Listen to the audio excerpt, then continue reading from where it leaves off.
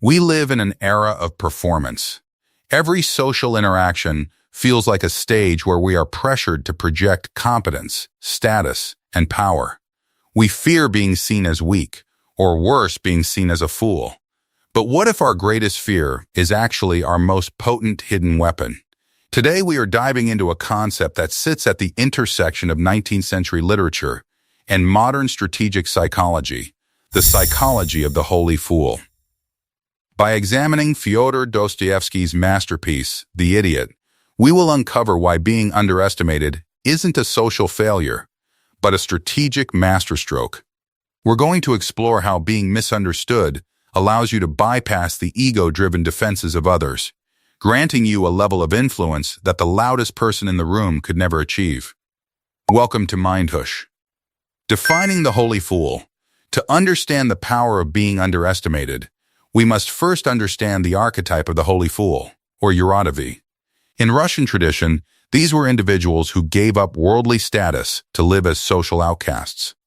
They were often mocked, yet they were the only ones who could speak the truth to czars without being executed. Why? Because they weren't seen as a threat. In psychology, this relates to low-threat signaling. When you appear harmless or unimpressive, people's amygdalas, the part of the brain that scans for social threats, don't trigger. When you are underestimated, you are effectively invisible to the competitive ego. This invisibility is the first layer of your power. It allows you to enter spaces and hear truths that are usually hidden behind the masks of social hierarchy. Prince Mishkin, the strategic idiot, in Dostoyevsky's The Idiot, Prince Mishkin is the ultimate holy fool. He is a man of pure empathy and radical honesty. The high society of St. Petersburg calls him an idiot, not because he lacks intelligence, but because he lacks cynicism.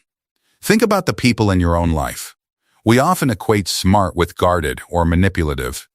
Because Mishkin is neither, he is dismissed. However, notice what happens in the novel. Because characters like Rogojin or Nastasia Filipovna believe Mishkin is too simple to judge them, they confess their deepest sins and desires to him. This is the confessional effect. Being underestimated creates a psychological safe harbor. People will tell you things they would never tell a rival. In any negotiation or relationship, the person with the most information has the most power. By being the idiot, Mishkin becomes the most informed person in the room. The tactical advantage of being misunderstood. Let's break down the tactical advantages of being misunderstood into 3 pillars. Pillar 1. The element of surprise. When your capabilities are underestimated, your successes carry a multiplier effect.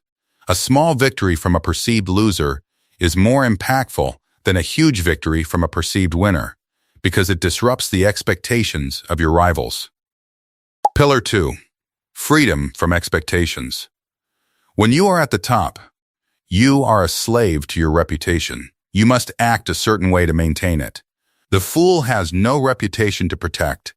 This gives you the psychological freedom to take risks, ask dumb questions that reveal deep answers, and pivot your strategy without anyone noticing. Pillar 3. The ego mirror. When someone underestimates you, they are actually revealing their insecurities and biases. Their dismissal of you tells you exactly where their blind spots are. You aren't just observing them. You are watching them navigate a version of reality that doesn't include your true potential. That is a massive competitive edge.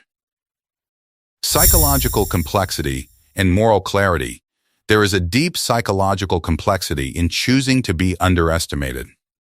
It requires a massive amount of internal locus of control. Most people need external validation. They need others to know they are smart or rich. The holy fool finds validation internally. This is what Dostoyevsky was trying to show. Mishkin's power came from his lack of self-importance. In modern terms, this is radical authenticity. When you stop trying to convince people of your worth, you conserve an incredible amount of mental energy. While others are exhausted from branding themselves, you are focused on the work, the truth, and the connection. You aren't playing the game, which makes you the only one who can actually win it. Integration: how to wear the mask. So, how do you apply the psychology of the holy fool without actually being foolish. It starts with quiet competence. Do not correct people when they misjudge you. Use their misjudgment as a shield. Let them think they have the upper hand while you build your foundation in silence. The goal isn't to trick people, but to protect your inner peace from the noise of social competition. Like Prince Mishkin, lead with kindness and radical honesty.